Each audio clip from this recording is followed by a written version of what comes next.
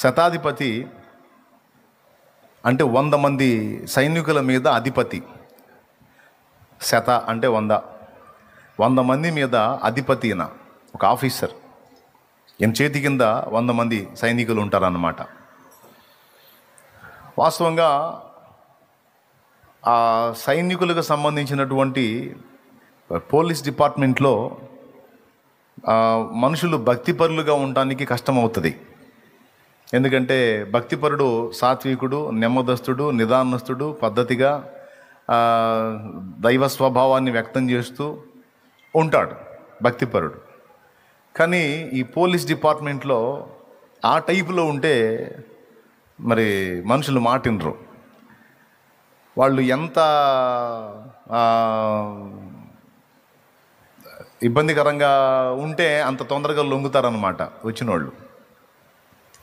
ఇప్పుడు ఉదాహరణకు ఒకడు దొంగ చిక్కాడు అనుకో, నాయనా బాబు చెప్పురా అంటే వాడు చెప్తాడా? ఎక్కడెక్కడ చోరీ చేసావు, ఎక్కడెక్కడ ఇది చేసావురా నువ్వు అని అడిగితే చెప్తాడా పద్ధతిగా? అయ్యా నాయనా కుమారుడా కూర్చో నాయనా అంటే కుదిరిద్దా? అట్లా కుదరదు. పట్టుకొని ఇక ఒక దెబ్బ ఇయటమో, లేకపోతే ఒక బూతు తిట్టడమో, కఠినమైన ఒక మాట మాట్లాడటమో ఉంటుంది. ఆ నైజాన్ని వ్యక్తం చేస్తేనే వాడు భయపడతాడు. సో వాడిని భయపెట్టడానికైనా సరే ఇతను లేని దాన్ని తెచ్చిపెట్టుకునైనా సరే ఆ గాంభీర్యాన్ని ప్రదర్శించాలి, లేదా దేవుడు లెక్క చేయడు. అవునా? అలాంటి ఫీల్డ్కి చెందిన ఇతను సైలెంట్గా యేసు ప్రభుని అబ్జర్వ్ చేస్తున్నాడు. శతాధిపతి జీవితాన్ని గురించి ఒక పాఠం ఉంది మనకి. రెండవది యేసు ప్రభు ఆశ్చర్యాన్ని గురించి ఒక పాఠం ఉంది. ఎంతోమందిని ఆశ్చర్యపరిచిన ఆశ్చర్యకరుడు ఆయన. యెషయా గ్రంథం 9:6 మనం చూస్తే ఆయనకున్న పేరులో ఏలయనగా మనకు శిశువు పుట్టెను, మనకు కుమారుడు అనుగ్రహించబడెను, అతని భుజముల మీద రాజ్యభారం ఉండును. ఆశ్చర్యకరుడు, ఆలోచనకర్త, నిత్యుడగు తండ్రి, సమాధానకర్త యొక్క అధిపతి అని అతనికి పేరు. అక్కడ ఆశ్చర్యకరుడుగా యేసయ్య కనపడుతున్నాడు. ఎవరా శిశువు? యేసయ్యే. అంటే ఆయన బోధ ఆశ్చర్యం, ఆయన ప్రవర్తన ఆశ్చర్యం, ఆయన జీవితం ఆశ్చర్యం, ఆయన మహిమను వదిలిపెట్టి రావటం ఆశ్చర్యం, ఆయన చేసిన కార్యాలు ఆశ్చర్యం, ఆయన మరణం ఆశ్చర్యం, ఆయన పునరుద్ధానం ఆశ్చర్యం, ఆయన ఆరోహణం ఆశ్చర్యం. టోటల్గా యేసు అంటేనే ఆశ్చర్యకరుడు. అలాంటి ఆశ్చర్యకరుడే ఇక్కడ ఈ అన్యుడైన శతాధిపతిని చూసి ఆశ్చర్యపోయాడు. తను ఆశించిన ఇశ్రాయేల్లో కనపడినటువంటి విశ్వాసం తను ఆశించనటువంటి అన్యుడిలో కనపడేసరికి ఆయన ఆశ్చర్యపోయాడు. సో ఆశ్చర్యకరుడు ఆశ్చర్యపోయినటువంటి ఘట్టాలు ఏమిటి అనే దాని మీద ఒక అంశం ఉంది. తర్వాత రాజ్య సంబంధులు వెలపలికి త్రోసివేయబడి అన్యజనులు వచ్చి అబ్రహాం, ఇస్సాకు, యాకోబులతో కూర్చుంటారు అని యేసు ప్రభు మాట్లాడిన మాటలోని వివరణ తీసుకుంటే అదొక అంశం. కడపటివారు మొదటివారు కడపటివారు. ముందు దేవుని ప్రజలు ఎవరు? ఇశ్రాయేలు జనాంగం. కానీ వాళ్ళు ఆయనను తృణీకరించినందున అన్యజనులకు అవకాశం ఏర్పడింది. ఇప్పుడు రేపు ఎత్తబడేది ఎవరు అంటే అన్యజనుల నుండి రక్షింపబడినటువంటి సంఘమే. తర్వాత ఇశ్రాయేలు జనాంగం. Praise the lord. ఎత్తబడే సంఘంలో ఇశ్రాయేలు జనాంగంలోంచి వచ్చిన విశ్వాసులు కూడా ఉండొచ్చు కదంటే ఉంటారు, అది వేరు. వాళ్ళు మనం అంతా కలిపి ఈక్వల్ క్రీస్తునందు. కానీ ఇశ్రాయేలు జనాంగం జాతి మొత్తం కూడా లేచి ఆరోహణం అయ్యేటువంటి ఘట్టం మన తర్వాతే అయింది. ముందు మనం ఎత్తబడతాం, తర్వాత వాళ్ళు ఎత్తబడతారు, మనతో కలుస్తారన్నమాట. కాబట్టి ఇక్కడ పాయింట్ ఏంటంటే మొదటివారు కడపటివారు మొదటివారు. తూర్పు నుండి పడమటి నుండి కూర్చుంటారు. రాజ్య సంబంధులు వెలుపటి చీకట్లోనికి త్రోసివేయబడతారని ఒక భయంకరమైన మాట మాట్లాడాడు. దాని మీద ఒక ధ్యానం ఉంది. ఇక 4వది, ఇక వెళ్ళుము, నీవు విశ్వసించిన ప్రకారం నీ దాసునికి అవుతుంది పో అన్నాడు. నీవు విశ్వసించిన ప్రకారం అన్న ఒక్క మాటను విడగొడితే దాని మీద ఒక అంశం ఉంది. టోటల్గా చదివిన ఈ పేరాలో మొత్తం 4 అంశాలు ఉన్నాయి. ఒక్కొక్కటి మనం ధ్యానిస్తే 4 రోజులకు సరిపడా మ్యాటర్ అది. స్తోత్రం. గట్టిగా చెప్పండి. అయితే అన్నీ చెప్పనులే కానీ కొన్ని విషయాలు మీకు అందించి ముగిస్తా. వాటిలో మొదటిది శతాధిపతి జీవితాన్ని గురించి. తన ఫీల్డ్కి తను చేస్తున్న భక్తికి అసలు సంబంధం లేదు. తన ఫీల్డ్ ఏమో ఎదుటి వాళ్ళతో రఫ్గా వ్యవహరించాలి, సున్నితంగా సెన్సిటివ్గా ఉంటే కుదరదు. సో ఆ తత్వాన్ని సహజంగా వాళ్ళకి లేకపోయినా ఆ ఫీల్డ్లోకి ఎంటర్ అయిన తర్వాత తెచ్చైనా పెట్టుకోవాల్సిందే.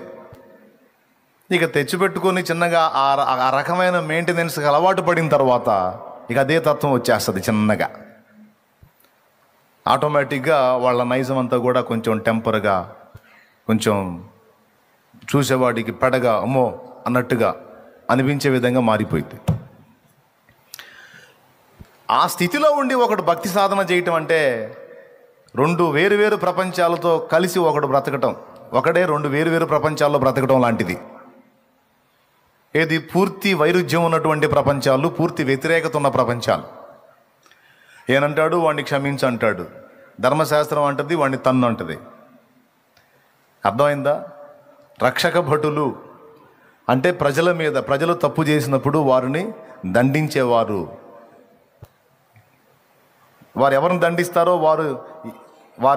వారి ద్వారా ఎవరు బాధపరచబడ్డారో వారి పక్షంగా.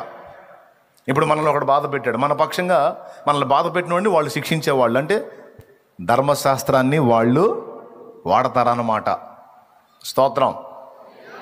అప్పుడే మనకి న్యాయం జరిగినట్టు. మన అమ్మాయిని ఏం కొట్టినా కొడుతున్నాడు, మన చెల్లినో అక్కనో చేసుకున్నాడు, మనం దనటానికి లేదు. కంప్లైంట్ చేసామనుకో, వాళ్ళు తీసుకెళ్ళి పాత చింతకాయ పచ్చడి చేసి లైన్లో పెడతారు. ముందు వాడు మారటం సంగతి ఏమో కానీ రోజు తంతనాడు కనుక ఒక్కసారి వీడికి న్యాయం జరిగిందని ఒక రకమైన ఆనందం. ధర్మశాస్త్రం ప్రయోగించబడింది వాడి మీద. ఇప్పుడు చూడండి,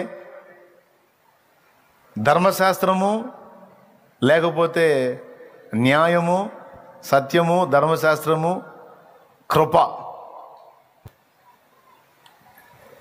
న్యాయం ఏమంటుంది?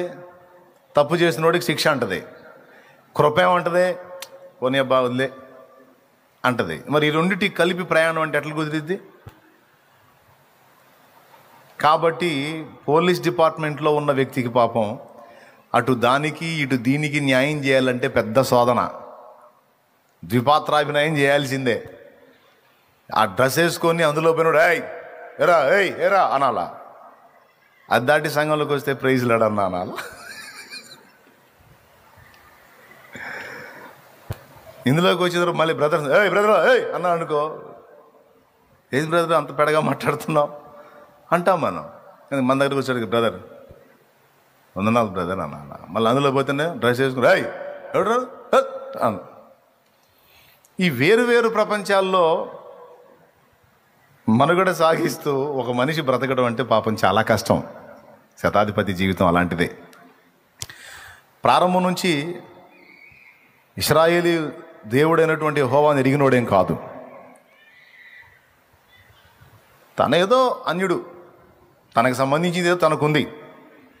కానీ యేసు ప్రభు లైన్లోకి వచ్చిన తర్వాత యేసు ప్రభుని కూర్చిన సమాచారాలు చెవులు పడుతున్నాయి, వింటున్నాడు. అందరు వేరు, ఆయన వేరు, అందరి ప్రవర్తన వేరు, ఆయన ప్రవర్తన వేరు. ఆయన ఒక ప్రత్యేకమైన వ్యక్తి, ఆయన బోధ అధికారంతో కూడింది.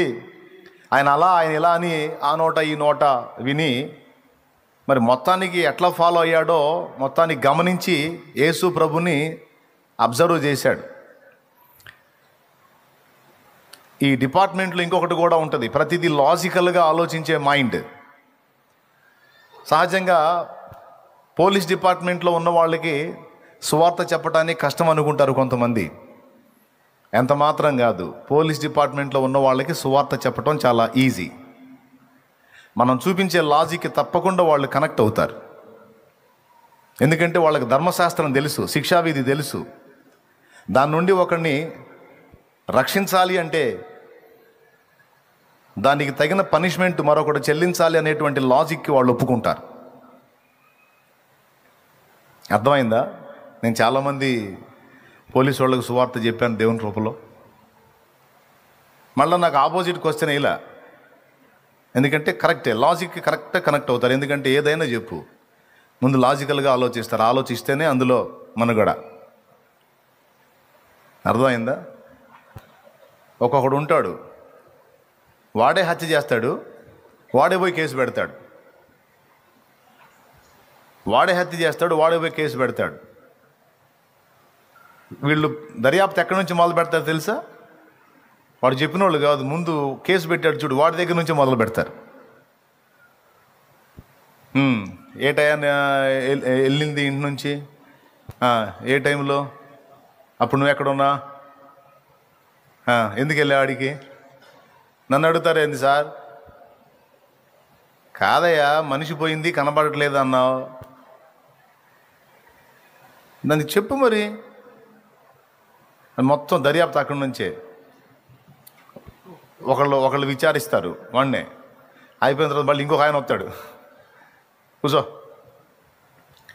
ఏందంట ఎట్లా అంటున్నా,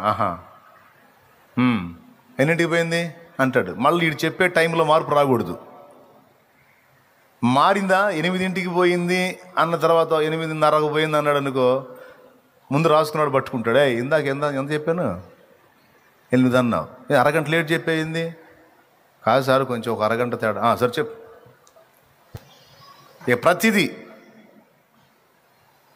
ఎక్కడ దొరికితే అక్కడ రాసుకుంటాడు ముందు.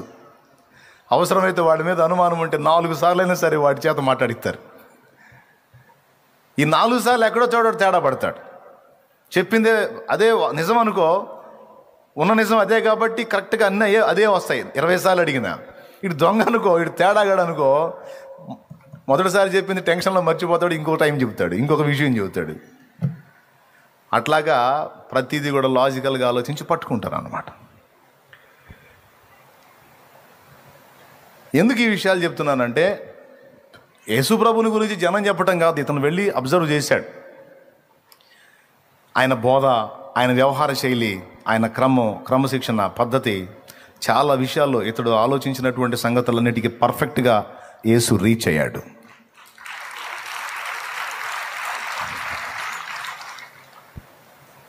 ఈయన సామాన్యుడు కాదు, ఈయన బోధ సామాన్యమైంది కాదు, ఈయన వ్యవహారం సామాన్యమైంది కాదు, ఈయన చేసే కార్యాలు కూడా సామాన్యుడు చేసే కార్యాలు కాదు, ఈ ప్రత్యేకమైన వ్యక్తి ఈయన అనేది ఫిక్స్ అయిపోయాడు. ఈలోపు తన దగ్గర ఉండేటువంటి దాసుడికి బలహీనత వచ్చింది, పక్షవాతం వచ్చింది, కాలు చేయి పడిపోయింది. తనకెంతో నమ్మిన బంటులాగా ఉండి పరిచర్య చేసేటువంటి దాసుడు, ఆడికేదో జబ్బు వచ్చింది, అరే చూయించుకోరా అని ఏదో పావలా బేడ ఇచ్చి వదిలించుకోవాలా, అట్లాంటోడు కాదు ఇతను. అన్యుడే, జీవం గల దేవుణ్ణి ఎరగని అన్యుడే, కానీ ప్రేమ కలిగిన వాడు. యూజ్ అండ్ త్రో అని, వాడుకో వదిలే అనే టైప్ కాదు. కొంతమంది యేసు ప్రభువును నమ్ముకున్న వాళ్ళలో, క్రైస్తవుల్లో ఈ టైప్ వాళ్ళు ఉన్నారు, యూజ్ అండ్ త్రో. కానీ అలాంటోడు కాదు. అన్యుడై ఉండి కూడా, ప్రభువుని ఎరగని వాడై ఉండి కూడా, తనకు నమ్మకంగా ఉపచారం చేసిన వాని పట్ల దయబుద్ధి, జాలిబుద్ధి కలిగినోడు, కనికరం కలిగినోడు, వానికి చేయాల్సిన న్యాయం చేయాలనే మనసు కలిగినోడు, కృతజ్ఞత కలిగినోడు గనుక అడిగాడు, ఎట్లా వీడికి బాగుపడాలంటే ఏం చేయాలా? వైద్యాలు అయిపోయినాయి, తిప్పలు పడ్డాడు, వాళ్ళని సంప్రదించాడు, వాళ్ళు చెప్పిన సలహాలన్నీ చూశాడు. దాసుడికి యజమానుడు సేవ చేశాడు, కానీ అతను నయమై బాగుపడలా. ఈలోపు యేసుప్రభుని అబ్జర్వ్ చేశాడు. చివరికి యేసుప్రభు దగ్గర విషయం ఉందన్న సంగతి అర్థమైంది.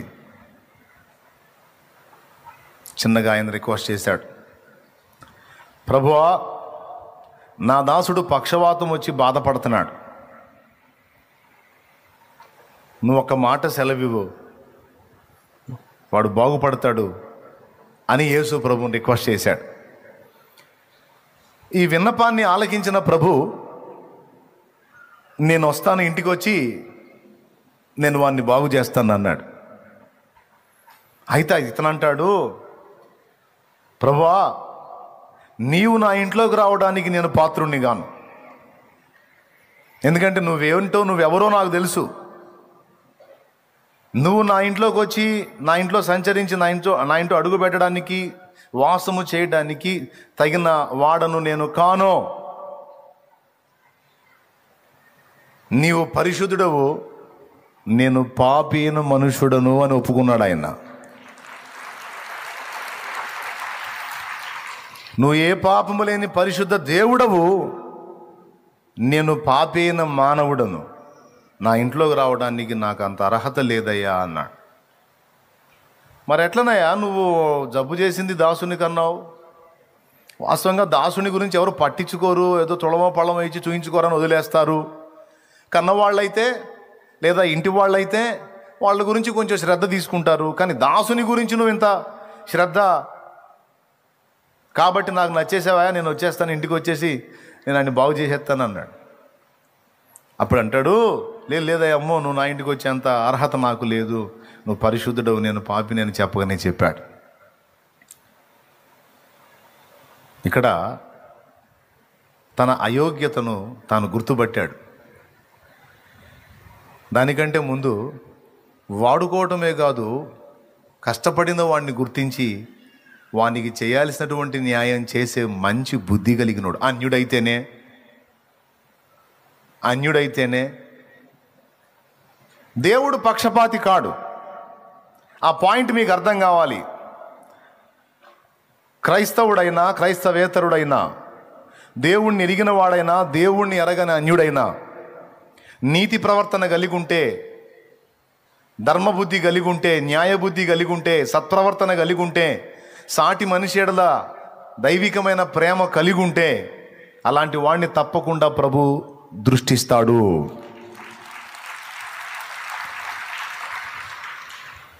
ఖచ్చితంగా వాడిని గౌరవిస్తాడు దేవుడు. మనకన్నా దేవుని వాక్యం ఉంది, వానికి దేవుని వాక్యం కూడా లేదు. కానీ తన మనస్సాక్షిని బట్టి వాడంత నీతి ప్రవర్తన కలిగి ఉన్నాడంటే అది ఇంకా గొప్ప విషయం. శతాధిపతి దగ్గర ఆ లక్షణం ఉంది. ఎదుటివాడిని వాడుకోవటమే కాదు, వాని ఎడల కృతజ్ఞత చూపాలి అనే ఆ కృతజ్ఞత బుద్ధిని తను వ్యక్తపరిచాడు. కాబట్టి యేసుప్రభువు నచ్చాడు. అయితే అంటాడు, మొట్టమొదటిది ప్రేమ కలిగిన వాడు, కృతజ్ఞతా బుద్ధి కలిగిన వాడు, న్యాయ ప్రవర్తన కలిగిన వాడు ఈ శతాధిపతి. ఒకటి. రెండవది, యేసు ప్రభు ఎవరో గుర్తుపట్టాడు. ఆయన ఏ పాపము లేని పరిశుద్ధుడు, ఆయన దేవుడు. ఇతనేమో తను తాను పాపిని అని చెప్పుకున్న వ్యక్తి. ఇక్కడ తన పాపస్థితిని తను గుర్తుపట్టాడు, తన అయోగ్యతను దానివల్ల అతడు దీనుడయ్యాడు. వాస్తవంగా 100 మంది మీద అధిపతి అంటే ఒక రేంజ్ మెయింటైన్ చేయొచ్చు.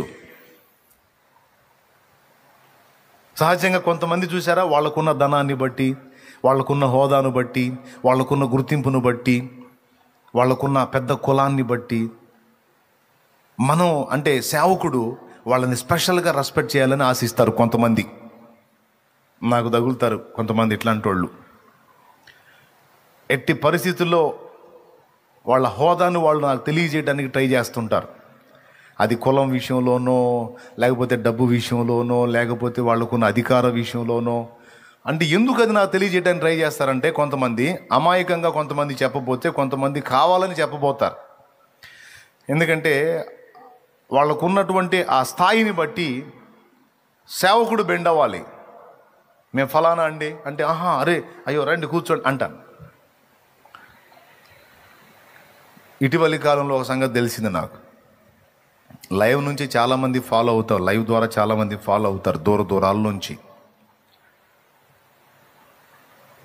ఒక పెద్ద అధికారి, ఆయన ఒక జడ్జి స్థాయి వ్యక్తి. ఆయనకు దేవుని యందు ప్రేమ ఉంది. మొన్న ఒక రోజు నాకు తెలీదు, వాకప్ చేసిన వాళ్ళు చెప్పిన మాట, రాత్రి వేళ వచ్చాడంట ఇక్కడికి. నైట్ అంతా మందిరంలోనే పండుకున్నాడంట. నైట్ అంతా మందిరంలోనే. 11-12 వచ్చాడు. ఆకలి అవుతుందట. తనతో కూడా ఉంటారు కదా సహకారులు. ఆకలి అవుతుంది, అన్నం ఉందేమో చూడండి అన్నాడంట మందిరంలో. సార్ ఇక్కడ అన్నం ఈ టైంలో ఉండకపోవచ్చు, ఉన్న అడుగు పొడుగు ఉండొచ్చు, బయట నుంచి తెస్తాం సార్ మంచి ఫుడ్ అంటే. ఓయ్, నేను దేవుని సన్నిధికి వచ్చానయా, దేవుని సన్నిధికి వచ్చాను. నేను అధికారిగా, రాజుగారు అలా ఆయన దాసుడిగా వచ్చాను. ఆయన సన్నిధిలో ఉన్నదే తింటాను, ఆయన సన్నిధిలో ఉన్నదే తింటానయా, తీసిరండి అంటే పాపం వెతికారంట వాళ్ళు ఆ పాత్రలో. వెతికితే అన్నమును చారు ఏదో ఉంది. ఇట్లా ఇది ఉంది సార్, అడుగు అన్నం చారు ఉందంటే అదే వేసుకురండి అంటే అదే కలుపుకొని తిన్నాడు. అయిపోయింది, ఇక పండుకోవాలి. వెనక రూమ్ ఉంది. సార్ బ్యాక్ రూమ్ ఉంది, మంచిగా పండుకోవచ్చు సార్ ప్రశాంతంగా అంటే, దయచేసి మీరు నన్ను ఇక్కడ ఒక హోదా కలిగిన వ్యక్తిగా నన్ను చూడొద్దు. నేను ఒక సామాన్యుణ్ణి, నేను ఆయన దాసుణ్ణి. ఆయన సన్నిధిలో ఒక రాత్రి గడపాలని ఆశతో వచ్చాను. ఆయన సన్నిధిలో ఉన్నది అది మాడు చెక్కలైనా సరే అయ్యే తింటాను. భయంకరంగా దోమలు సార్ అల్లాడిస్తాయి సార్, మామూలు కుట్టవు సార్ అంటే ఆనందంగా కుట్టించుకుంటా, మీకెందుకు, నేను సన్నిధిలోనే పండుకుంటా అని ఆ రాత్రంతా కూడా సన్నిధిలోనే కాసేపు ప్రార్థన చేసుకొని పండుకొని తెల్లవారులేసి సైలెంట్గా వెళ్ళిపోయాడంట తన టీముని తీసుకొని. ఊహించగలవా? మళ్ళీ చిన్న స్థాయి అధికారి కాదు ఆయన, పెద్ద స్థాయి అధికారి. కనీసం నాకు కబురు పెట్టడం కూడా చేయలే ఆయన. నేను వచ్చానని చెప్పండి అనే కబురు కూడా లేదు. ఈ ఒక్కడే కాదు, ఇలాంటి వాళ్ళు చాలామంది ఉన్నారు. ఆదివారం ఆరాధన గ్యాదర్ అయ్యే వాళ్ళలో ఒక రేంజ్ ఆఫీసర్స్ ఉన్నారు. కానీ సామాన్యమైన వ్యక్తులకు వచ్చి మోకాళ్ళు వేసి ప్రార్థన చేసుకుని వాక్యం విని ఆత్మలో ఆనందించి ఆరాధించి సామాన్యులుగా లేచి వెళ్ళిపోతారు. అట్లా ఇక్కడ నుంచి అది దాటిన దాకా మామూలుగా బికారులాగానే వచ్చిపోతారు. చూసిన వాళ్ళు వాళ్ళని కూడా అరిసేవాళ్ళు ఉన్నారు. బైక్ పక్కన పెట్టాయా, అది పక్కన పెట్టా, ఇది పక్కన పెట్టా, వాళ్ళని కూడా గద్దించేవాళ్ళు. అలాగేనాయా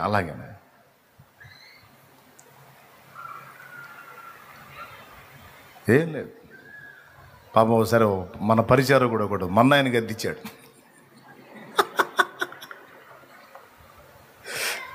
ఆయన చెప్పిన దగ్గర కాకుండా పక్కన పెట్టాడంట మన్నాయి బైకు. ఆడ తయారయ్యారే చెబుతుంటే అర్థం కాదు, నీకేమో ఆడ పెట్టిపోతాం, మళ్ళీ మేము తీసుకొచ్చుకోవాలి మోసుకొని ఆడ పెట్టి అని అంట. మా వాడు మాట్లాడాలి మళ్ళీ. అలాగేనా ఆయన సైలెంట్ తీసి పక్కన పెట్టి పాపం మన్నయ్య లోపలికి వస్తుంటే ఆ పక్కన చూసినోడు చెప్పారు, ఎవరు షాలేమన్నోళ్ళు అన్నరా, సొంత అన్నరా నాయన అని. పాపం అన్నా అని కేకేసుకుంటా పరిగెత్తాడు. అన్న సారీ అన్న, తమ్ముడు ఇందాక చేసింది కరెక్టు, ఇప్పుడు నువ్వు చేసేది తప్పు అన్నాడంట. మావాడు, నువ్వు ఇందాక చేసింది కరెక్టు, ఇప్పుడు నువ్వు చేసేది తప్పు. ఆయన నా తోడబుట్టినోడైనా ఆయన దేవుని మనిషి, నేను సామాన్యుడే. నాకేమో నువ్వు అంత రెస్పెక్ట్ ఇవ్వాల్సిన అవసరం లేదు. నలుగురికి ఎంత కొలతో నాకు అంతే కొలత, నాకేం స్పెషల్గా ఏం అవసరం లేదు. లెక్క ప్రకారం నేను తప్పు చేశాను, నువ్వు పక్కన పెట్టాను, వరుసలో పెట్టాలా? నా తప్పు అది, నువ్వు ఖండించావు, సూపర్, నాకు నచ్చావు, అట్లనే ఉండు. లేకపోతే ఇబ్బంది అయిపోయింది, పరిచర్య నడవదు. నీ పరిచర్య మంచిగా సాగాలని నువ్వు ఖచ్చితంగా గద్దించి లైన్లో పెట్టాల్సిందే, ఏం పర్వాలేదు. అంటే ఎందుకు ఈ విషయాలు చెప్తున్నానంటే, హోదాను చూపించుకొని, స్థాయిని చూపించుకొని, ధనవంతులమని చూపించుకొని, లేకపోతే అధికారులమని చూపించుకొని, ఏదో ఆ టైప్ ఆఫ్ వేలో ట్రై చేయొచ్చు. కానీ శతాధిపతి యేసు, అయ్యా నేను పాత్రుని కాదంటున్నాడు, నాకంత అర్హత లేదయ్యా అంటున్నాడు. ఎంత తగ్గింపు చూడండి.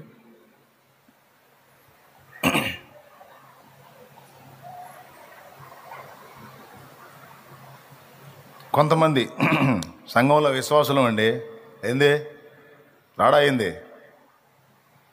ఎందుకు వస్తాడు, పెరిగిపోలా, వీళ్ళేందని పెంచినట్టు కొంతమంది ఫీలింగ్. అట్లా పొరపాటు ఆలోచనలో తప్పు. దేవుని ఎదుటికి, దైవజనుని ఎదుటికి వచ్చినప్పుడు ఎన్నడూ కూడా హోదాని, అధికారాలని, డబ్బు స్థితిని, లేకపోతే వాళ్ళకున్న కులము గొప్పతనాన్ని ఎక్స్పోజ్ చేయడానికి ఎన్నడూ ట్రై చేయకూడదు. అనవసరంగా కృప పోగొట్టుకుంటారు, దీవెన పోగొట్టుకుంటారు. ఆ ఎచ్చులు పడకూడదు. నా భాషలో చెప్పాలంటే ఏ ఎచ్చులు, వాటిని కూర్చుని ఎచ్చులు పడకూడదు. అన్యుడైతేనే వానికి లెక్కలు తెలుసు. యేసు ప్రభు దగ్గరికి వచ్చినప్పుడు నకరాలు చేయకూడదు. నేను వస్తానయ్యా అంటే ఏందయ్యా వచ్చేది, అంత అర్హత నాకు ఎక్కడుంది, అమ్మో నేను అంత యోగ్యుడిని కాదయ్యా అని తన అయోగ్యతను చాటుతూ మూడో మాట అంటాడు, అయినా నువ్వు వచ్చే అవసరం ఏముందయ్యా, ఎంత విశ్వాసమో చూడండి. కొంతమందికి తల మీద చేయబెట్టి ఈ మాడుగు పెట్టి కొట్టి కొట్టి ప్రార్థన చేసినా తృప్తి ఉండదో. ఈయన విశ్వాసం చూడు. అయినా అసలు నువ్వు రావాల్సిన అవసరం ఏముంది, మాట మాత్రము సెలవివ్వో నా దాసుడు బాగుపడతాడు అన్నాడు. హల్లెలూయా. ఒక మాట సెలవివయా. మేము ఎదుర్కొంటున్న రోగాలు, బాధలు, సమస్యలు, ఇరుకులు, ఇబ్బందులు నీ చేతి కింద దాసుల వంటివి ప్రభువా. నా కింద సైనికులు ఉన్నారు. రేయ్ డ్రయ్యా అంటే ఒకడు వస్తాడు, రేయ్ పోరా అంటే ఒకడు పోతాడు. ఒకని రమ్మంటే వచ్చును, ఒకని పొమ్మంటే పోవును, ఒకని ఇది చెయ్యి అంటే అది చేయను, ఏది చేయమంటే అది చేయను. ఒక మాట నేను సెలవిస్తే చాలు గడగడలాడుతూ సార్ ఏం చేయమంటారు అనుకుంటూ వస్తారు. ఒక అధికారిగా, నా సైనికుల మీద నేను అధికారిగా, నేను ఏది చెబితే అది వాళ్ళు విన్నట్లు నీవు సర్వాధికారివై ఉన్నావు.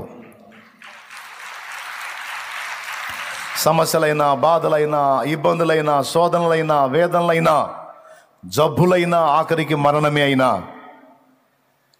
నువ్వు పొమ్మంటే పోవును, రమ్మంటే వచ్చును. యేసయ్యా ఒక మాట సెలవి చాలయ్యా అన్నాడు.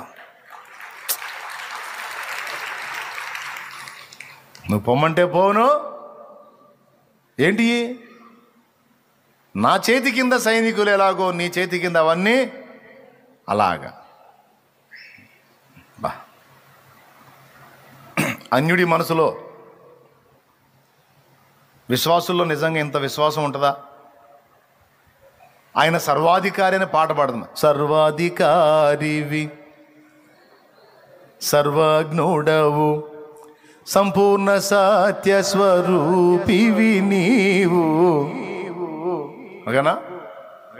ఆయన సర్వాధికారి అని పాట పాడితే, పాటేమో సర్వాధికారి అని పాడతాం, అలాగే అన్ని నామముల కన్నా పైనామం అని పాడతాం, కానీ నిజంగా దాన్ని నిజమని విశ్వసించలేం. అది మన బలహీనత. నీవు ఎదుర్కొనే ప్రతి సమస్యకి ఒక పేరు ఉంది. ఆర్థిక ఇబ్బందులు, అప్పుల బాధ అయితే అప్పు అనే పేరు. ఎన్ని రోగాలు చెప్తావో అన్ని రోగాలకు పేర్లు ఉన్నాయి. కాలు చేయి పని చేయలేదనుకో పక్షవాతం, ముక్కు నుండి ద్రవం కారుతుంది అనుకో జలుబు, కళ్ళు రెండు ఎర్రగైపోయినాయి అనుకో కండ్ల కలకలు ఇప్పుడు ఫుల్గా ఉన్నాయి, ఒళ్ళంతా విపరీతమైన వేడితో ఉందనుకో జ్వరము. పేర్లు ఉన్నాయా లేవా? ఆయాసం, రొప్పు వస్తుందనుకో నెమ్ము అని, తర్వాత ఇంకేమంటారు దాని పేరు, ఆస్మా అని, అట్లా ఏదో ఉంటాయి పేరు. ప్రతి దానికి పేరు లేని జబ్బు అంటూ ఏది లేదు.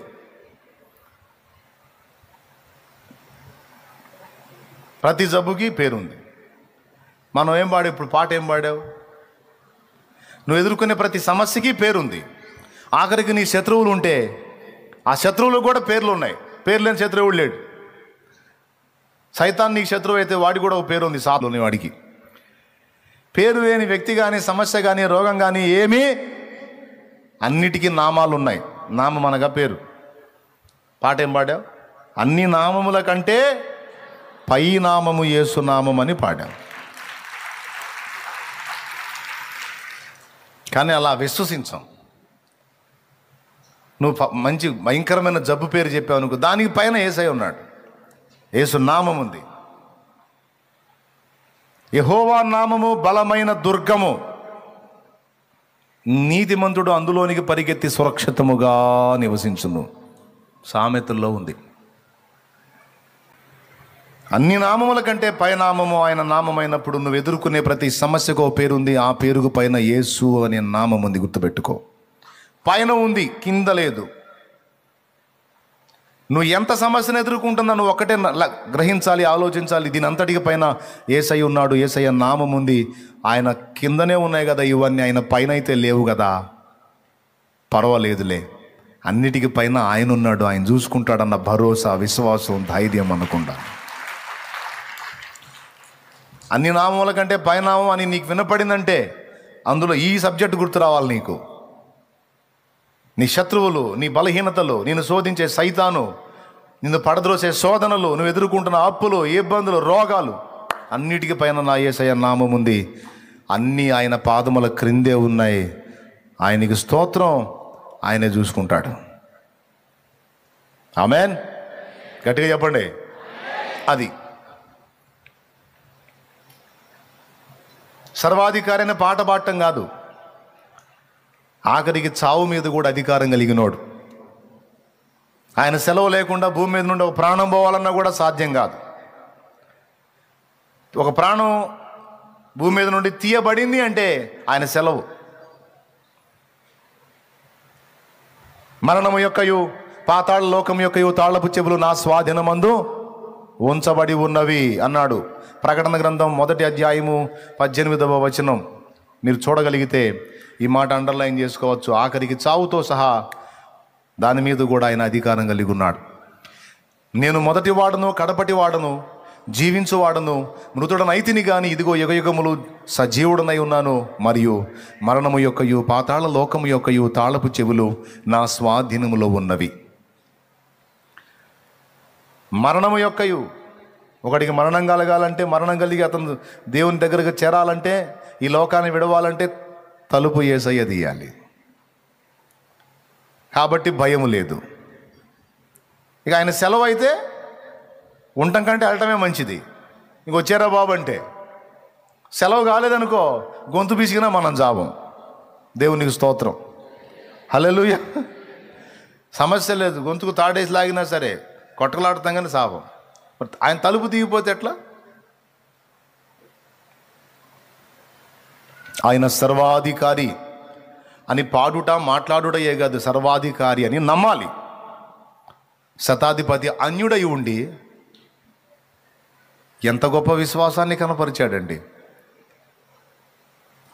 ప్రభువా నువ్వు సర్వాధికారివయ్యా, పక్షపాతం నీకు లోబడదా?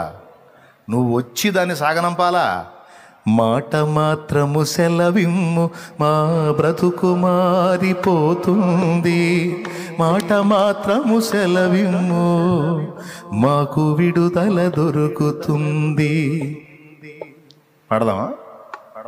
మాట మాత్రము సెలవిమ్ము, మా బ్రతుకు మారిపోతుంది.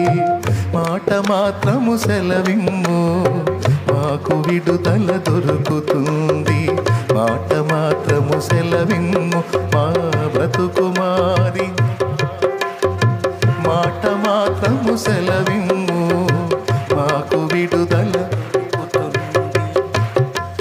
నీ మాట కోసమే యేసయ్య మా కన్నీళ్ళు ఎదురు చూసేనయ్య. నీ మాట కోసమే యేసయ్య మా కన్నీళ్ళు ఎదురు చూసేనయ్యా. మాట మాత్రము సెలవిమ్ము, మా బ్రతుకు మారిపోతుంది. మాట మాత్రము సెలవిమ్ము, మాకు విడుదల దొరుకుతుంది. దేవునికి మహిమ, దేవునికి మహిమ, దేవునికి మహిమ. కొన్నిసార్లు విచిత్రం చెప్పనా, విశ్వాసులైన వాళ్ళు కృంగిపోతుంటే పక్కన ఉన్న అన్ని జనులు వచ్చి ధైర్యపరుస్తుంటారు.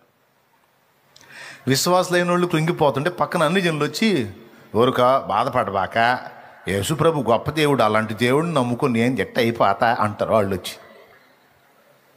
అన్నారా అనలేదా? నిజం చెప్పు నువ్వు. నువ్వు శోధనలు ఎదుర్కొంటున్నప్పుడు, నువ్వు ఏడుస్తూ కూర్చున్నప్పుడు పక్కన వాళ్ళు వచ్చి అన్నారా లేదా? నీకు ఆశ్చర్యం కలగలా? అసలు యేసుప్రభుని ఫాలో అవుతుంది నేను, ఆయనలో విశ్వాసం ఉంచింది నేను, నమ్మింది నేను, ప్రార్థన చేస్తుంది నేను, ఆ మనిషికి ఏం తెలియదు. ఆ మనిషి వచ్చి నాకు ఆయన గురించి చెబుతుంది, నేను నీకు ఆలోచన రావాలా లేదా? అప్పుడు ఏం చేయాలి నువ్వు? ఛీ అంటే ఆ మనిషిని చూసి అంటాం కాదు, గదిలో పోయి ఛీ ఆ మనిషికి ఉన్న విశ్వాసం నాకు లేకపోయా, నన్ను క్షమించు ప్రభు అనాల. మళ్ళీ ఆ మనిషిని చీ అనేవు. పాయింటే కదా. విశ్వాసులు, విశ్వాసం లేని విశ్వాసులు. శతాధిపతికి ఎంత విశ్వాసం, ఒక మాట చెప్పయ్యా అయిపోయింది అన్నాడు. నువ్వు రావాలా? ఇంత విశ్వాసం కలిగి ఉన్నందున రాకుండానే కార్యం జరిగింది. నీ నమ్మిక చొప్పున నీ కలిగిద్ది. యాయిరేమన్నాడు? ప్రభువా నీవు నా కుమార్తె చావు బ్రతుకుల్లో ఉంది, నా ఇంటికి రాయ్యా, నా బిడ్డను బ్రతికించు అన్నాడు. వెళ్ళాడు. వాని విశ్వాసాన్ని బట్టి ఇంటికి వెళ్ళి బ్రతికించాడు. చూసారా? కనాను స్త్రీ, అయ్యా నా కుమార్తె దయ్యం బట్టి బాధించబడుతుంది అయ్యా, శోధించబడుతుంది అయ్యా, అయ్యా ఒక్క మాట అయ్యా అయ్యా అని వెంటబడితే వినిపించుకోకుండా పోయాడు. అన్యురాలామే వినిపించుకోకుండా పోయాడు. అయినా వెంటబడింది.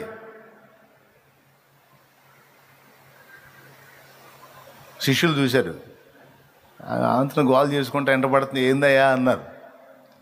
ఆయన 4 అడుగులు వేసాడు, ప్రభువా కరుణించను, మళ్ళీ కేకలేస్తుంది. అమ్మా పిల్లల రొట్టె ముక్కలు తీసి కుక్క పిల్లలకు వేయటం యుక్తము కాదు. పరీక్షించాడు ఆ మాటతో ఆమె విశ్వాసాన్ని, ఆమె నమ్మకత్వాన్ని, ఆమె అహాన్ని.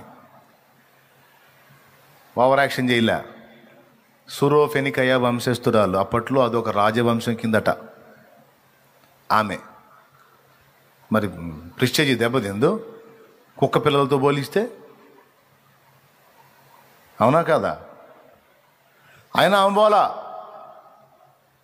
కానీ ఇప్పుడు కొంతమంది మాత్రం యేసు ప్రభు గొప్పోడా, అయ్యా కాపాడమని వస్తే కుక్కలతో పోల్చాడు గొప్పోడా అంటే ఆమెకు లేదు ఫీలింగు, ఆమెను అన్నందుకు ఏళ్ళకుంది కొంతమందికి ఫీలింగు. ఆమెను కదా అంది, వీడు తీసుకుంటాడేంది అది నన్ను అన్నట్టు, వీణన్నట్టు. ఆమెని పరీక్షించాడు విశ్వాసాన్ని. ఫస్ట్ ఏమో ఆమె కేకలేస్తుంటే వినపడినట్లు వెళ్ళిపోయాడు ముందుకి. అదేంది పరీక్షించడం ఏంది అంటే, నువ్వు అర్జెంటుగా మెంటల్ హాస్పిటల్లో పోయి చూయించుకో అని చెప్పాలి వాడికి. పరీక్షించడం ఏంటంటే, దేవుడికి మనల్ని పరీక్షించుకునే హక్కు లేదా? కుండ చేసిన కుమ్మరి రంధ్రాలు ఉన్నాయో లేవో నీళ్లు పోసి చెక్ చేసుకునే అవసరం లేదా? అట్లాగే మనల్ని సృష్టించిన సృష్టికర్త మనలో లోపాలను వెతుక్కొని సరి చేసుకోవాలి కదా, పరీక్షించుకోవాలి కదా. దేవుడు మనల్ని టెస్ట్ చేయొద్దా? దేవుడు మనల్ని పరీక్షించొద్దా? కొంతమంది మందారాలు మాట్లాడతారు. స్తోత్రం. ఎవరు? మందారాలు. దానికి ఇంకో పేరేంది? అది ప్రిల్లరా దాటి వెళ్ళిపోతున్నాడు, కేకలేస్తానే ఉంది. అవమానకరంగా మాట్లాడాడు. పిల్లల రొట్టె ముక్కలు తీసి కుక్క పిల్లలకు వేయటం యుక్తం కాదు. అప్పుడు ఆమె చూడు ఎంత తగ్గించుకుందో, ఓవర్ యాక్షన్ చేయలే. ఎంత తగ్గించుకుందంటే, కుక్క పిల్లలు బ్రతకాలన్నా కూడా పిల్లల బల్ల మీద నుంచి పడే రొట్టె ముక్కలు తినే కదయ్యా బతుకుతాయి, మరి లేకపోతే కుక్క పిల్లలకి ఫుడ్ ఎక్కడా? అప్పుడు అన్నాడు, అమ్మా అమ్మా నీ విశ్వాసం గొప్పది, పో నీ కుమార్తెను ఆ దయ్యము వదిలింది పోమన్నాడు. ఇక్కడ కూడా ఆమె ఇంటికి పోలా, త్రోవలోనే పోతా చెప్పాడు, పో నీ కుమార్తెను ఆ దయ్యం వదిలింది పో అన్నాడు. పోయి చూస్తే కూతురు బాగుపడింది. కొంతమందిని తాకాడు, కొంతమందికి మాట మాత్రం సెలవిచ్చాడు. ఈ మాట మాత్రం సెలవిచ్చిన వాళ్ళు ఎక్కువ మంది అన్యులు ఉన్నారు. అది వింత. అర్థమైందా? విశ్వాసులనేమో ముట్టాల్సి వచ్చింది, అన్యులకేమో జస్ట్ మాట చాలు. ఈ ఎంత ఆశ్చర్యమో చూడు, ఇది ఆశ్చర్యమే కదా. మనలో కూడా ఉండనంత విశ్వాసం అన్ని జనుల్లో ఉంటుందని మీరు ఎరుగుదురా?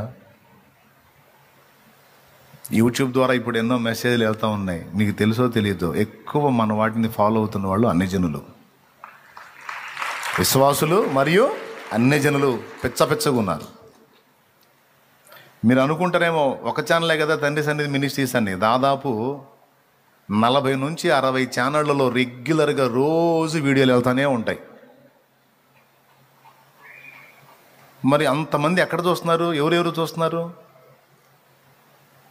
ఎక్కడ పట్టిన వాళ్ళు కనపడి చెబుతా ఉంటే ఆశ్చర్యం కలుగుతుంది నాకు. అన్యజనులు తన కార్యం అలా జరిపించుకుంటున్నాడు. నన్ను వాడుకునేది ఆయనే, తన ప్రజలకు ఆ వాక్ అందేటట్టు చేసేది ఆయనే. రెండు భావం యేసుకే చెందునుగాక.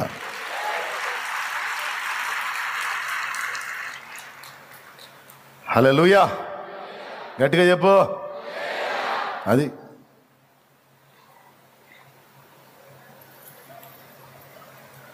ప్రియులారా, ఆయన మహాకృప, మహానుభావుడు. అన్ని జనుల్లో ఉన్న విశ్వాసం, నీవు విశ్వసించినట్లే నీకు అగును కాక. పోమ్మా, నీ కూతురు బాగుపడిందంటే పోతే బాగుపడింది, ఇక వెళ్ళుమో నీవు విశ్వసించిన ప్రకారం నీకు అవును గాక అంటే, అతను వెళ్ళి చూస్తే తన దాసుడు స్వస్థత పొందాడు అని రాయబడి ఉంది. శతాధిపతి దేవుడు మానవుడి నుండి ఎదురు చూసేటువంటి 4 విషయాల్లో పాస్ అయ్యాడు. నంబర్ 1, యూజ్ అండ్ త్రో అన్నట్లు కాకుండా, తనకు కష్టపడి సేవ చేసిన వాడు దెబ్బతింటే వానికి ఉపచారం చేయటానికి తను నడుం కట్టాడు. అప్పటిదాకా తన చేత సేవ పొందినవాడు ఆ దాసునికి సేవ చేయటం మొదలుపెట్టాడు. దేవునికి మహిమ. ప్రేమ గదిది, కృతజ్ఞత గదిది, అది చాలా ఇష్టం దేవుడికి. కృతజ్ఞతను ప్రదర్శించటం, కృతజ్ఞత బుద్ధి కలిగి నడుచుకోవటం ఎంత ఇష్టమో దేవుడికి. అయ్యలారా, ఏముందిలే అనుకోవద్దు నాయనలారా, కేర్ఫుల్గా తీసుకోండి. దేవుడిని ఎరగని అన్ని జనుల్లోనే ఎంతో కృతజ్ఞత ఉంటే, దేవుడిని ఎరిగిన మనకి ఇంకా ఎక్కువ కృతజ్ఞత బుద్ధి ఉండాలి. దేవుని ఎడల మనకు కృతజ్ఞత ఉండాలి, సాటి నరుల ఎడల కూడా మనకి కృతజ్ఞత, అంటే మనకు మేలు చేసిన వారి ఎడల కృతజ్ఞత ఉండాలి. శతాధిపతికి దాసుడు కాస్త కూస్తో పైకం తీసుకొని పైసలు తీసుకొని పనిచేసి ఉంటాడు. అయినా ఇతడు నాకు సేవ చేశాడు. పాపం, ఆడి చేతులు నాకు సేవ చేసినాయి, ఆడి చేతులతో నాకు ఆహారం ఇచ్చాడు, గిన్నె అందించాడు, నీళ్ళు ఇచ్చాడు, నా కాళ్ళ చెప్పులు తీసుకెళ్ళి పక్కన పెట్టాడు, నాకు సేవ చేసిన ఆ చెయ్యి కాళ్ళు 2 చచ్చుబడిపోయినాయి, అయ్యో అని బాధపడ్డాడు. పనోడు కదా అని పక్కన వెళ్ళా. అప్పటిదాకా పనివాడుగా ఉన్నవాడు ఇప్పుడు కన్నబిడ్డలాగా స్వీకరించాడు. అది శతాధిపతి మనసు అంటే. ఒక కన్నబిడ్డ కాలు చేయబడిపోతే తండ్రి ఎంత లబలబలాడిపోతాడో, ఎంత అల్లాడిపోతాడో. కూతురు కోసం కనాను స్త్రీ ఎలాగైతే ప్రభువుని అయ్యా అని వేడుకుందో, దాసుని కోసం ఇతడు తన బిడ్డలాగా వేడుకోవటం అంటే యజమానుడి పాత్రను తీసేసి తండ్రి పాత్ర పోషించినట్టే కదండి. యేసయ్యది ఎంత మంచి మనసో చూడు. సత్క్రియ చేసిన వాడు అన్యుడైనా పొగడకుండా ఉండలేదు చూడు యేసయ్య. యేసయ్య మంచి మనసు అది. ఏ కొంచెం మనలో నమ్మకత్వం కలిగి కనబడ్డా మనల్ని ఘనపరచకుండా ఉండలేడు. ఎంత అంటే వెంటనే స్పందించాడు. ఇశ్రాయేల్లోనైనా ఇంత విశ్వాసం ఉన్నట్టు నేను చూడలా అన్నాడు. అంటే అంత గొప్ప విశ్వాసితనని ఘనపరిచేశాడు. ఆ రోజు ఆ మహానుభావుడు ఇచ్చిన ఆ చిన్న ఘనత తరతరాలకు నిత్యత్వ పర్యంతం గ్రంథంలోకి ఎక్కిందండి. యేసయ్య ఇచ్చే ఘనత శాశ్వతమైంది. అది మేలు పొంది ఏమండి, ఏరు దాటిన దాకా ఓడలు ఎక్కి కూర్చున్న వాళ్ళు, ఏమండి ఓడమల్లన్న గారు అంటారు. ఏరు దాటి ఒడ్డుకు దిగినాక ఏరులో ఉన్నప్పుడేమో ఓడమల్లన్న అంట. ఏరు దాటి ఒడ్డుకు ఎక్కిన తర్వాత పోరా బోడి మల్లన్న అన్నారు. కొంతమంది బుద్ధులు అట్ట తగలబడతాయి. ఆ బుద్ధులకు తగ్గట్టే బతుకులు తగలబడతాయి. కృతజ్ఞతా బుద్ధి. ఒక్కసారి మేలు పొందితే, ఒకసారి మంచి పొందితే, ఒకసారి సహకారం పొందితే ఏ విధం చేతనైనా సరే ఆ వ్యక్తికి మేలు చేయటానికి, అతడు చేసిన ఉపకారాన్ని మర్చిపోకుండా గుండెల్లో ఎల్లప్పుడూ పెట్టుకోవడానికి ఆ కృతజ్ఞత బుద్ధి మనం సాధన చేయాలి. కృతజ్ఞత బుద్ధి కలిగిన హృదయాలంటే యేసయ్యకి చాలా ఇష్టం. మర్చిపోవద్దు. దీవించబడతారు. కృతజ్ఞత కలిగిన మనసు కలిగి ఉంటే దీవించబడతారు. మర్చిపోవద్దు. మేలు పొంది కీడు చేయొద్దు. ఉపకారం పొంది విషం కక్కొద్దు. దానివల్ల నువ్వే నష్టపోతావు. చేయగలిగినంత వరకు నీకు ఉపకారం చేసిన వారికి అపకారం చేసిన వాడికి సైతం అవకాశం ఉంటే ఉపకారం చేయటానికే నీ మనసును సిద్ధపరచుకో, దీవించబడతావు. అంతే. ప్రేమ శత్రువుని కూడా మిత్రువుగా మార్చగలిగే దమ్మున్నది ప్రేమ. కాబట్టి మీరు అలాంటి మనసును సాధన చేయండి. శతాధిపతి అన్యుడి నుంచి పాఠం ఇది మనకి. రెండవది, యేసు ప్రభుని గమనించి ఆయన అర్థించటం. వస్తాను అంటే తగిన వాడిని కాదు, అంటే తన అయోగ్యతను తాను గుర్తుపట్టడం.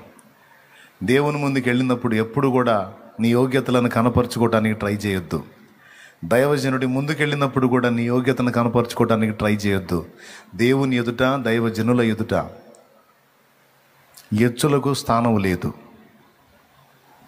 దీన మనస్కులమయ్యే ఉండాలి. హల్లెలూయా, హల్లెలూయా.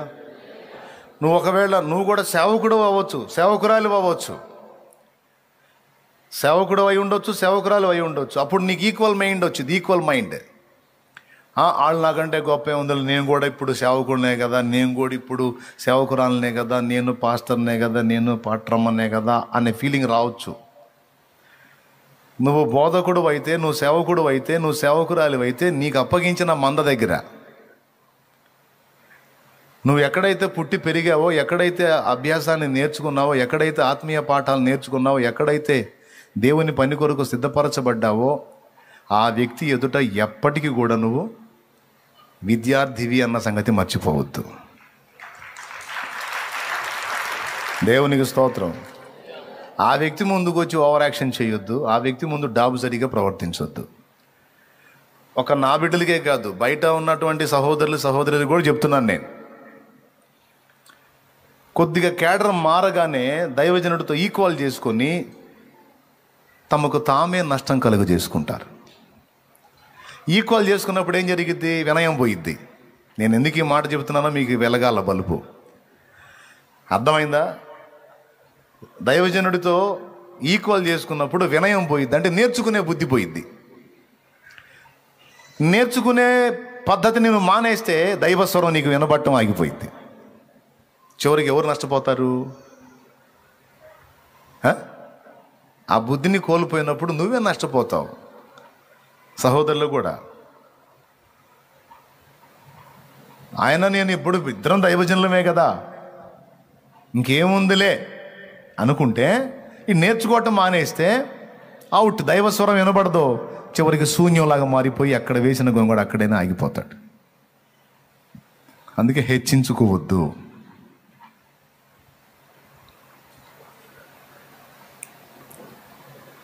నీ మంద ముందు పో. నీకు అప్పచెప్పిన సంఘం ముందు నువ్వు నాయకుడివే, బోధకుడివే.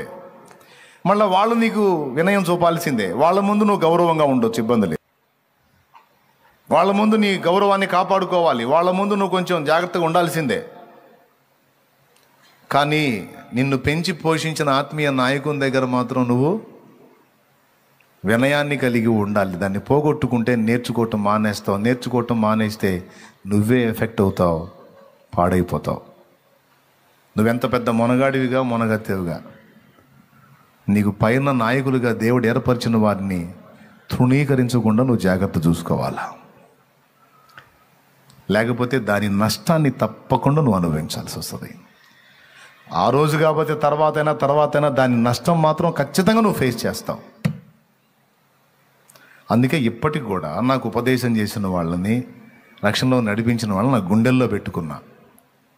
ఇప్పటికీ వాళ్ళు ముందుకు పోయినప్పుడు నా వినయాన్ని నేను కలిగి ఉంటా. వాళ్ళ నోటి నుండి వచ్చే దేవుని మాటల్ని వినటానికి, ఆ సలహాను తీసుకోవటానికి ఇప్పటికీ సహా నేను లోబడతా. ఎంతమందికి అర్థమవుతున్నాయి నేను చెప్పే సంగతులు? ఈరోజు డీప్ స్టడీ అని చెప్పట్లా, జస్ట్ సింపుల్గా ఒకటి జీవితంలో నుంచి కొన్ని మాటలు మీకు అందిస్తున్నా. మొదటిది ఏమిటి? ప్రేమ, కృతజ్ఞత, బుద్ధి. రెండవది తన అయోగ్యతను తాను ఇప్పుడు అదే పద్ధతి సైనికుల ముందు ప్రదర్శిస్తాడా? అయ్యా మిమ్మల్ని పంపించడానికి, రమ్మంటానికి, పొమ్మంటానికి నాకు అర్హత లేదు అంటాడా? వాళ్ళ దగ్గర అనడం మళ్ళీ అంటాడు. ఇదే మనిషి మళ్ళీ యేసయ్య దగ్గరికి వచ్చేటప్పటికి, ప్రభువా అమ్మో నువ్వు నా ఇంటికి వచ్చే అంత అర్హత నాకు లేదు, నేను ఎంతటి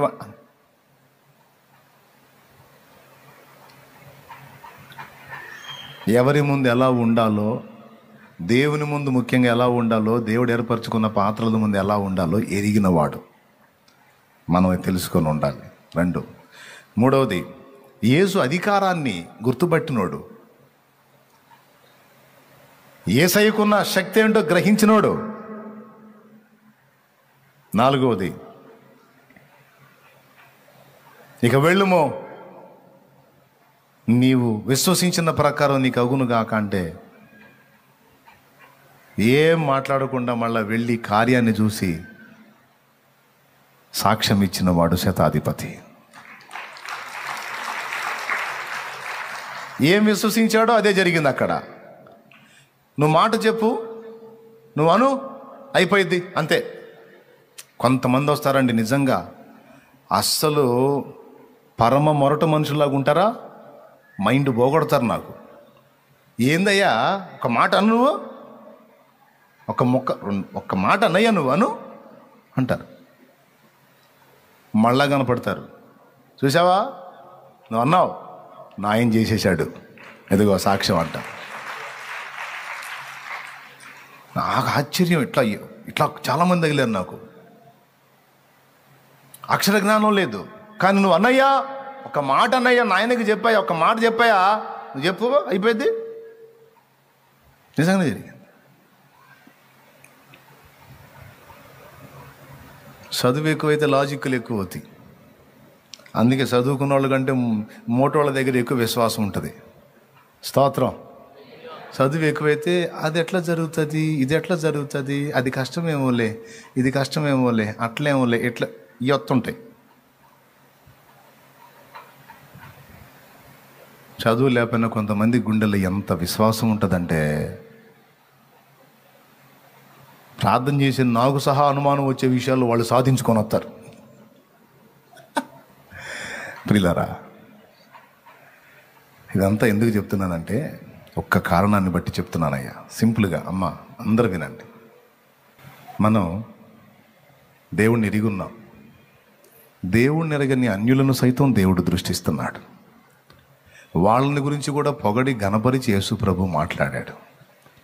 అపోస్తల కార్యం 10:34 ప్రకారం యేసుక్రీస్తు అందరికీ ప్రభు.